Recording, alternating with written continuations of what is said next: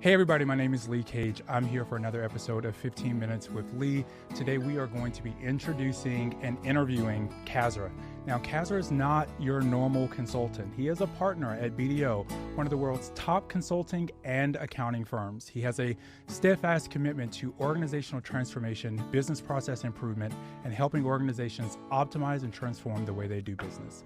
So with that being said, I would like to introduce Kasra. Kasra, welcome. Thank you. Thanks for having me. Yeah, so I don't know how we ended up being able to do this, but I'm super excited to have you here in Nashville. How have you enjoyed Music City? Oh, I love this place. It's great. It's been a good... I've been here a few times, but I never explored the city. Okay. So it's been nice. Getting out. I love the culture. People are nice, good food, good music. Yeah. So, Kasra, you have a impressive background. I did a little bit of research. Okay. So 15 years across consulting. Can you share a little bit about your journey, how you arrived at this unique place you're at? It was a little bit of an accident. Okay. I was studying accounting. I was going to become an auditor. Wow. And I applied for an internship. It was internal audit at KPMG. I thought that was what I was going to do. I went to KPMG, started my internship first day. They're like, well, there's another team here that is a little impressed by your background. Like, we're going to transfer you to this other team. And it was a team that did consulting work for aerospace and defense. So it was more of an industry-focused consulting team. And through that, I was able to do different types of consulting work. It was mergers, it was compliance, process improvement, strategy work. And that kind of led me into more of a post-merger and process improvement and systems technology. So it happened by accident, but through that I was able to find what I like to do, which is really how to help organizations improve. Transformation, it's an interesting word. It means different things for different people, but really to help improve, and it really comes down to the people. You make their lives better, and then in turn they are making their organization better. And in the type of work we do, that there is the purpose with some of the organizations we work. I focus on aerospace and defense nonprofits, and they are mission-driven organizations. That there is passion about the end purpose, and being able to help them gives meaning to me and our team as to what we do on a daily basis. So, I heard you have a CPA, is that right? Yep. So as a CPA influenced or accounting influenced consultant, do you think that that's influenced how you operate and maybe how you consider your fiduciary obligation or responsibility as a consultant? You're more risk averse. Okay. You're a bit more conservative when it comes to how to approach different initiatives, because you're always looking at what's the downside, right? How do I mitigate risk? How do I make sure there is a return on investment? There is an actual improvement. So it helps me think through what are the outcomes? What are the KPIs we need to improve? How do you do that? How do you reflect the improvement quantitatively? But also, I think there is probably a bit of a downside to it, where it's you maybe sometimes you're too conservative, and you're looking at it maybe less creatively sometimes. So I try to balance that and always question, is there a way to think outside the box and more, different way of doing things? So let's just go with this thinking outside of the box. Are there some key challenges that you've seen organizations face where you're really trying to implement digital strategy or transformation initiatives, and how have you seen them overcome those challenges? I would say the biggest challenge when it comes to transformation, again, the word transformation, you are making a change for better. That whether that's through technology, through change of process, through change of organization, operating model, or combination of all. You are making a change or series of changes that's going to impact the people. And change management becomes one of the most important pieces of it. It is underappreciated because it's not Absolutely. understood well. And even if it's understood well, when it comes to execution of it, there are different ways to do it and different priorities come in play. So I'd say change management is one of the biggest challenges in any organization, especially organizations that are established in their ways. They've grown and they are mature. It's a harder change than organizations that are more like startup and flat when it comes to how they operate. So, what advice would you give to a leader who is trying to manage change across a large or complex organization, especially when it involves integrating new technology? And I'm curious, what types of technologies does BDO actually support? I mean, I thought BDO was an accounting firm, right? Only to learn it's a digital, transformation shop. So Right. I'm curious about that. I'd say making the impact assessment of that change the priority, understanding what it means for all the people and all the dependencies that goes with it is needs to be top of the mind and consistently focused on. Usually you see these initiatives start and then that change management becomes a lesser priority. Yeah. So that's probably the biggest, I'd say, advice is focus on that and focus on it consistently. Yes, BDO, historically we've been an accounting firm, but we have a very large advisory consulting arm. We focus on various technology platforms.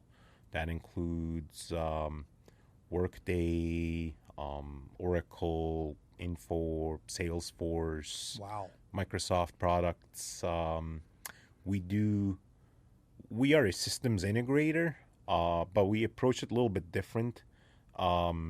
We try to really bring all the capabilities together as one effort, one team, and make sure that that flows well. And there is big focus with AI right now. We have all sorts of subject matter expertise from HR, source to pay, manufacturing, accounting, you name it. We have subject matters that work hand in hand with our technologists to really bring those solutions and make it fit for purpose for that particular organization. You hear industry best practices.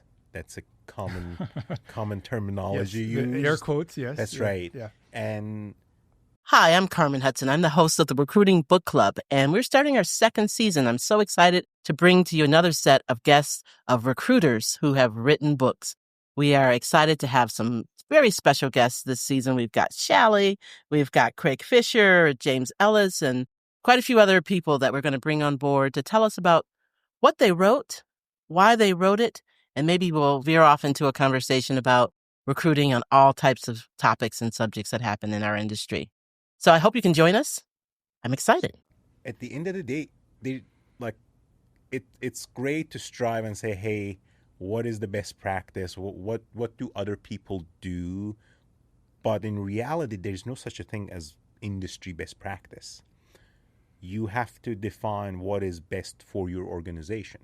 You can learn lessons from benchmarks, from peers, and try to incorporate that for your own solution. But at the end of the day, it's not going to be the exact same thing. You really need to focus on what is best for my organization, because culturally, every organization is different. Process-wise, they have different processes, different target operating models, which impacts how the technology, the use case, the that user story needs to be defined. Wow. In your opinion, what do you think, it means to thrive as an organization in today's economy, diverse ecosystems, diverse cultural backgrounds, diverse political pieces? Like, what does thriving look like for good organizations at this point? I think it goes back to some of what I mentioned is thinking outside the box. Organizations grow and they become structured and they adopt processes and a layer of bureaucracy comes into play. Absolutely. Right? And those organizations that are able to think outside the box, be flexible, and be nimble and agile are the ones who thrive, because they look at a problem and they can say, hey, I have a set way of solving this problem. Or they can look at it and say, let's think outside the box. Maybe, my regular process is going to take 3 months to address whatever. Or I can think outside the box and possibly reduce that to 3 days. It is possible. We see this all the time. There's a problem. The solution takes months. But if you actually take a step back and say, what am I trying to solve for? You might be able to come up with a solution that's significantly more efficient, but it's very different. Yeah. It's very different than anybody else does.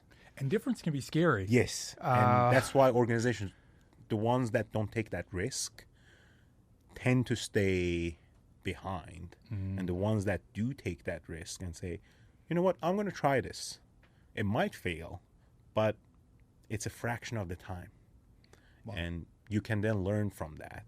And that creates that mentality of being agile, being flexible, to really address all sorts of issues, all sorts of, not just issues, but tackling opportunities within that organization. And this goes to how to manage teams as well, in terms of people, and how you build a team, build a practice, build a business. It's people based, and I see this a lot with organizations that have HR policies, and and then you have people who have different needs, and it's like, okay, your needs don't fit our HR policy, right? Well, is there a different way of looking at it and providing that flexibility to your team? So it's a balance that needs to be, managed. Yeah, you actually took us right to my next question. Obviously, you manage and you have extensive experience managing cross-functional teams. How do you foster collaboration and alignment across different teams and expertise? I think it starts by creating an environment where you can have everybody share ideas, like the openness to like sharing ideas. Let's put everything on the table.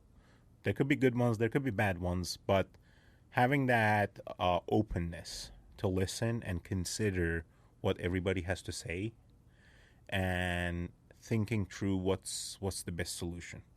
And we see this all the time. You have leadership structures where there are set ways. It's like we know what the right answer is. That doesn't work well. Rather than the mentality of let's work really hard to get to the right answer. That works well, because that creates that collaboration, creates that environment where I get to listen to you and really question, okay, does this make sense, right? And you get to question what I say, right? And we all come to table and say, okay, we can all see each other's idea and then decide what's the right answer. So thriving to get to the right answer rather than being set on certain ways to be like, this is the right predefined answer.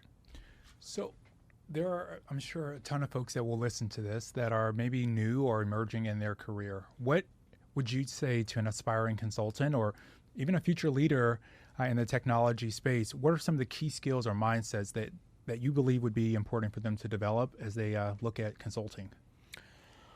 And this is just gonna, you hear this all the time these days. With the rise of artificial intelligence, I would say, and we see a lot of applications of it coming to reality these days.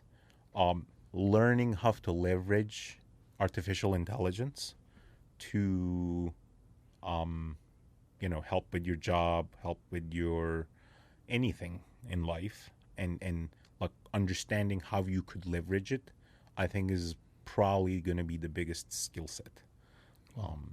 So we're almost at the end here. At the end, I always like to do what I like to call rapid fire questions. Okay. So we're just going to take 2 minutes, first thing that comes to mind, and just to get to know you, Kasra, versus just you, the consultant Kasra, which I imagine are probably the same person. All right. So if your life was a movie, what would it be titled?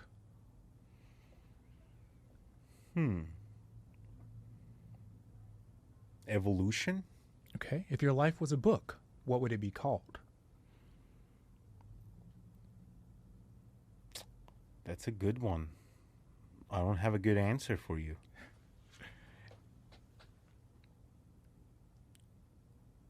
I would still call it evolution, and the reason behind it is like my life story.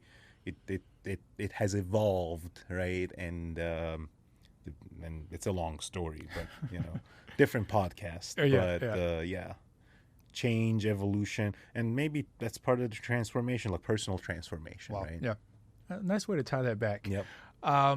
Salty or sweet?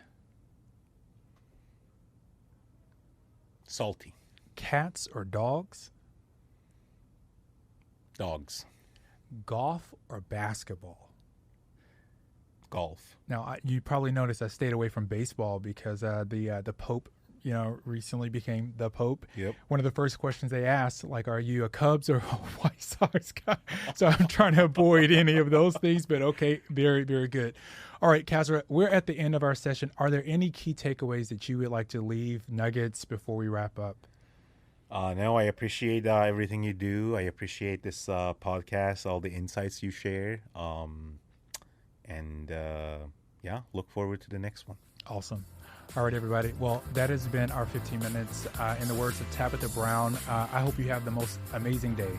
But even if you can't, don't you dare go messing up nobody else's. See y'all. That was good. Yeah, you did great.